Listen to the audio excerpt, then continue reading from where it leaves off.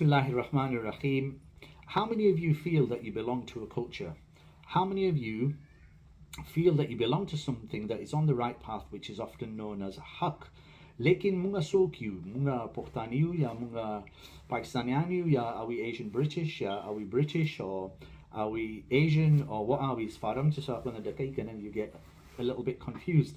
So, do we belong to a culture? Yesteryear, in terms of culture, we would often get abused. Sometimes we would be called wugs. That's a Pashto terminology. Work that out if you grew up in the UK. We will sometimes be called PAKIS, okay, fundamental Islamist terrorists, blah, blah, blah, blah, blah, blah. You know, the labels that are put on us can be confusing. So in terms of socially and growing up, cultures change. Okay, you need a 10 pence coin. Today you need a pound coin, I think, and walk up to a telephone box, because that's what the culture demanded. That's what was normal. Today the mobile telephone connects us to various parts of the world within a microsecond. So changes and social impact, or do you actually, you know, consider yourself deep down in your core that, look, I'm a Muslim, or I'm a Christian, or I'm a Jew, you know, religiously you have some identity, or do you have a little bit of everything, or are you a little bit brown, or maybe actually are you white, okay, or maybe you're a tiny bit in between, or are you black? Anyway, okay, so whatever you identify with. Recently I listened to a speech and a talk in Darul Mahmood in Bradford, where Mufti Saab speaks about various things in quite a jovial way, but yes, yet with quite a serious message at the same time. And the masjids have brought massive social impact. They've brought peace, they've brought harmony, crime has been reduced, blah blah blah blah blah blah blah blah blah blah blah blah. Watch the video and enjoy, inshallah. Oh yes, and please remember to subscribe, like and share. Oak Lane in Bradford, famous for many reasons, but a little bit infamous too as well, because a lot of the troubles took place here in 2001. And I've reached the corner of the beautiful masjid, which has made a huge positive impact upon the local community. So let's enter the masjid. Oh.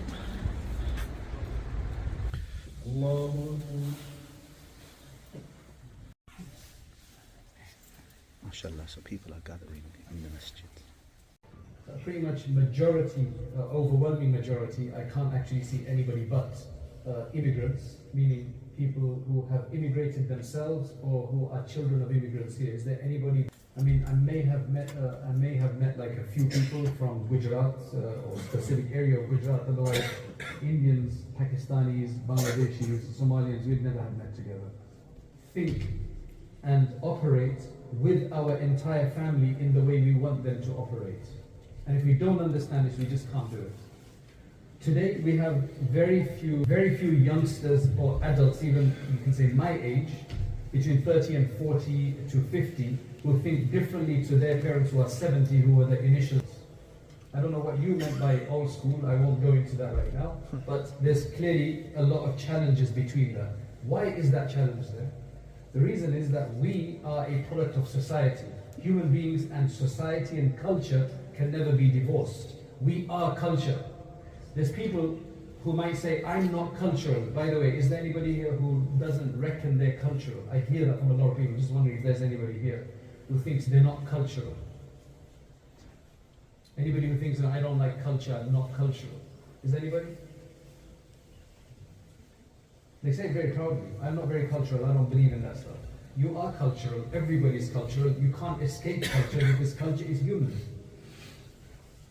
You just have a different culture. Everybody has to have culture. Different things and activities, that's our culture essentially. So now let's just take somebody from Pakistan, from a village in Pakistan who's come to this country and has been in this country for 50, 60, 70 years. What is your culture now? Can you say it's Pakistani cultures? Right? If we lived in Gujarat and there was we would never have known chapli kebab. Gujaratis don't know how to make kebabs and paratha. True. right? I mean, you know that? Yes. Gujaratis don't know how to make paratha and kebabs. Now, every Muslim culture, whether it be Somali culture, Tanzanian Muslim culture, Saudi Muslim culture, Pakistani Muslim culture, Indian Muslim culture, has after he became a prophet, did not change everything in Makkah or Medina Munawwara. He left the style of dress and so on was very modest in that time, so he accepted that dress and he dressed that way. He changed certain things. He says, make sure that your imama, they used to wear imamas but without the hat. He says, your imama, Muslim imama, is imama with a topi, right? Al-qadaris. The hair parting, there was a discussion about that. Because they had the same modesty. The whole world was much more modest. I mean, I'm not saying everywhere, we've had degenerated cultures before as well, but usually whatever he took is fine. It was modest clothing so you can wear it. Is that what's happening now is you want him to marry his cousin from Pakistan, right? And he's not interested, he may know of her already, but he just can't connect. The government has just made it more difficult by pushing it up to £38,000. Right? So I don't know where that's going to go now, but it is, the son says, or the particular mas'ala, like, does namaz break because of this? Only somebody practicing would ask that kind of a question. Right? Not a broad question, it's a very specific question. Then, as we carried on talking, she said she's married to a non-Muslim.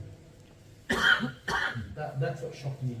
You're asking such a particular question as somebody who is practicing and you're married to a non-Muslim, you know, like what's going on?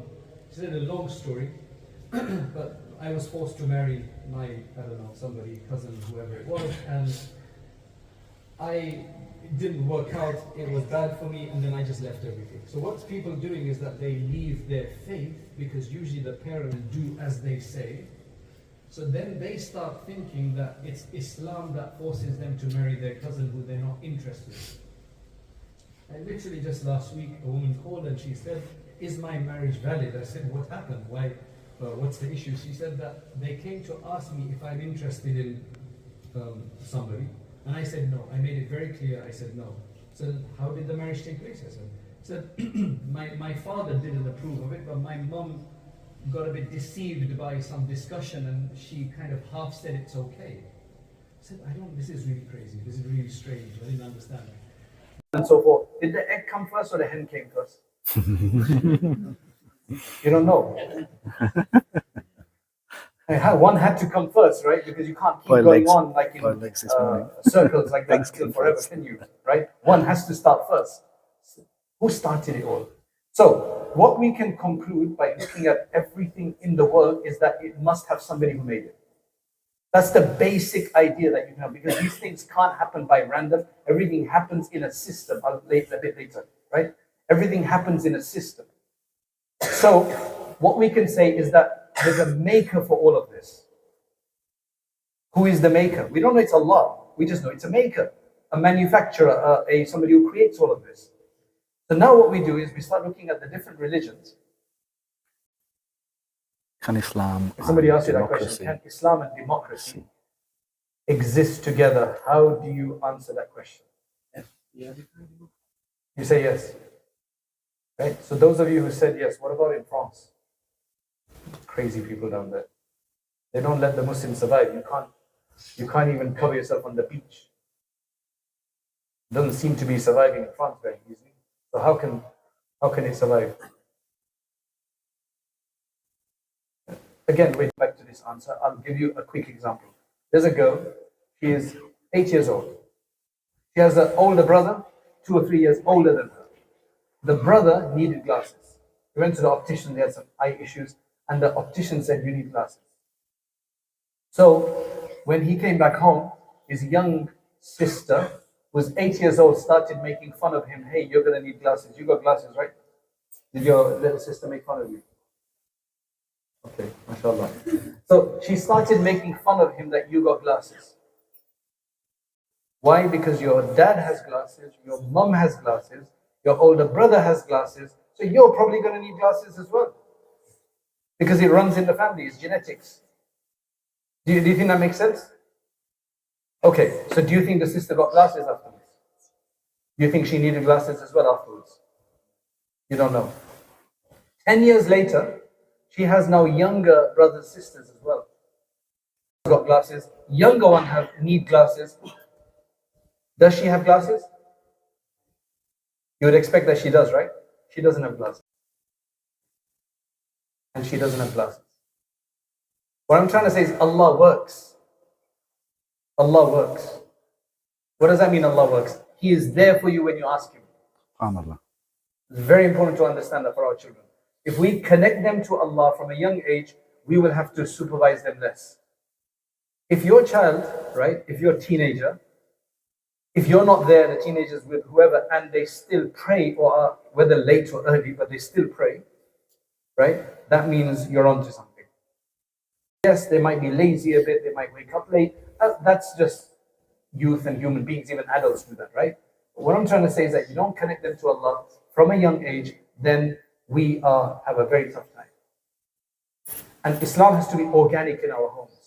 What that means is we need to be talking about Allah all the time. So, you know, one of the most recent studies of somebody who's a big thinker in parenting is saying, is parenting is you sorting out your life.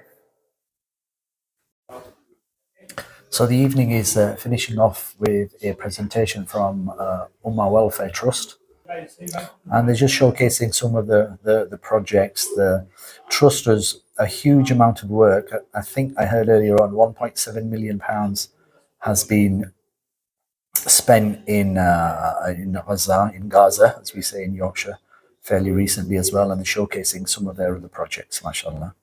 In terms of Darul Mahmud itself, the masjid is in need of this amount of money, and you can actually make a donation inside the masjid. Darul Mahmud itself has wonderful facilities, modern wudu facilities, underfloor heating, reminds me of Makkah and Medina. So if you're in the area of Manningham, Darul Mahmud is on St. Mary's Road in Bradford. Come and pray here, inshallah. And come and meet some of the wonderful people here as well. Mawlana Shakil, Mawlana Arshad, Mawlana Khairul Alam, and other Hufaz and Ulama as well. Oh yes, and Mawlana Ahmed Bana, who you can also see on some of the other vlogs as well. And please subscribe, like and share the channel too.